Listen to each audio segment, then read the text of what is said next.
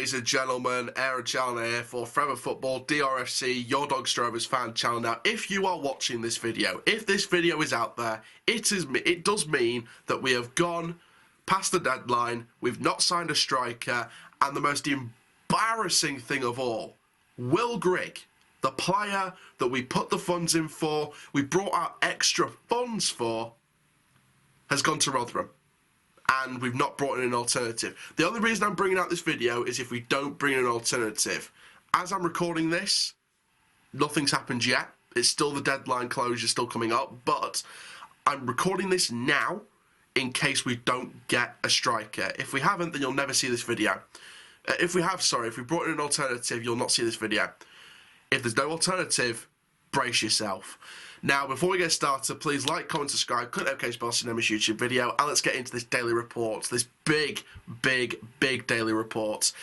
No real long paragraphs, no articles in the source of this information. It's just the good old Pete O'Rourke. Here we go, Will Grigg to Rotherham United on loan. Can we just think about that for a second? Will Grigg, instead of, and put it this way, the context, us and Rotherham were told a loan deal out of the question, permanent deal on. What's he going to do? Rotherham decides they're going to snap him up on loan at the last hours when we spent, I guess, 2-3 weeks on this transfer. No one's defending the board anymore. Well, hardly anyone. This particular transfer has infuriated me so much as a fan. It's infuriated many other people. You get the usual people that are bowling out that are even more angry. You know, they're angry anyway, but they're even more angry. But then you get the people that were on the side of the board. Even they're furious with this.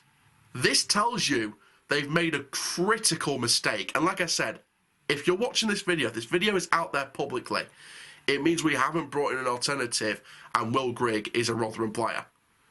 The target we were after for 3 weeks. And scratching that as well, 4 alternative players. Eves, Joseph, Hilton, and Kenneth Sahori. If you're watching this video, none of the alternatives are coming. No one out the blue, no one rumoured. None of that's happened. No striker, just Rodrigo Vilca on a season-long loan from Newcastle, which I'm a big fan of. I think he's a decent kid, decent talent. Newcastle definitely love him. Fans love him. Let's try and get the best out of what we can, because I think he could be a decent talent. I think he could be a good young talent if he's played the right way, and I'm sure Wellens will end up playing them the right way. I'm confident Wellens could do the best with Rodrigo. But this is a position we've needed filling for probably months. We knew Okunabira was injured during pre-season. We brought in Thiago Chikir, great. We already had Hawula coming in, great. But Hawula gets injured, and Chikir is not ready. We had Chikir and Bogle competing in alternating time zones. Well, alternating times in the match. And then what happens? Omar Bogle, mixed reports. Bogle saying this, Wellens saying this, messages being leaked on social media, and it just creates an even more toxic atmosphere. So what happens? Bogle doesn't even play. A 16-year-old gets ahead of him on the bench in the trophy, in the cup against Stoke, which is good for Ethan Harrison, but for Bogle it must be embarrassing. On an experienced player level, it must be embarrassing. Bogle's been frozen out. Doesn't look like he's gone either. As of recording this, it doesn't look like he's going either. Unless something drastic happens. And Will Grigg, who we were looking at for the past 3 weeks, decides, hang on a minute, instead of going for Donny, who spent 3 weeks going after me, I'm going to join their South Yorkshire rivals in the last few hours because they've matched the salary price. And the funny thing is, the board put extra funds into Wellens' bank account, transfer bank account, to get both deals done. The winger and Grigg. We got Vilka done, great. But what's happening with the money we could have signed Will Grigg with? Is it going into January? Is it going into keeping the club stable? If it's keeping the club stable and there's nothing else you can do, fair enough. I'm being biased here and looking at it from both sides. So before people start chanting, ball win out, you don't know what you're talking about in the comments down below, I'm looking at it from both sides. On the one hand, if it's for stability, fair enough. If you need it, if you absolutely need it, fair enough. But if there's clear evidence that the club is more than stable and those funds aren't going into what's needed, there's something definitely going on here. There's something definitely feeling very wrong. There's something I feel deep down that feels quite wrong. And I've seen people tweet already, even when Bogle's announced to go to Rotherham, you know. People that weren't even on against the board are turning on them. People against the board are turning on them even more. But some people that were sort of wishy-washy have completely dissolved their trust with the board. They've completely dissolved it. And you know what? On this particular deal, I get why they're frustrated. I can't defend this decision. I really can't. Some of the fans will say, oh, well, Will Grigg's this, and this, and he's not a good player. So, you know, you've dodged a bullet. But at the end of the day, he's experienced. He's the target we've wanted for 3 weeks. Nearly everyone wanted him. We've let him go to our South Yorkshire rivals on a loan deal, which was completely ruled out the conversation for us. It was only going to be a permanent deal for us, at least. But he's going on loan to Rotherham to play with Ladapo, Smith, sadly if he's not gone, Ahikwe, Johansson, all the Rotherham squad, and they're going to be fighting up the top 6. And like I said, if this video is public, it means we haven't brought a striker in. What are we going to do? Do we have to plead with Bogle to play with us again for the next 6 months? Do we have to wait until January and see what happens? Do we wait until next season where we're in a position where we could already be relegated? Are they leaving it too late? I've got no idea. I've got literally not the faintest cloud in the sky idea about what has happened, why this deal's fallen. Because I'm a Baldwin inner, because I'm on the board side, I've got to be honest, I can't defend them on this. If the board's watching, in my personal opinion as a football fan, I cannot defend this particular decision in my opinion. Just me being honest. Doesn't mean I don't like you, boardroom, you know. You kept the club stable. You're the reason we still have a football club. And I appreciate that. I'll always appreciate that. But you can disagree with decisions. This one is one of them. This one is one decision that I don't agree with. And do you know what the best thing to do now is? To try and put your trust back into some people. And this is just my personal advice. Get out there tomorrow or whenever you can. Don't leave it till late. Make it tomorrow. Make it the day after. Make it this week if you possibly can. And me as a fan who supports you, I demand, not praise, not hope, as a fan of the board, I demand a press release or a statement telling us why the Will Grigg deal fell through. It wasn't about money, because we gave Wellens the extra funds. We matched the salary package he wanted. Rotherham came, matched it, but Rotherham offered a better deal somehow, some way. I want you to be clean and open and honest, board. What happened to make this deal fall through?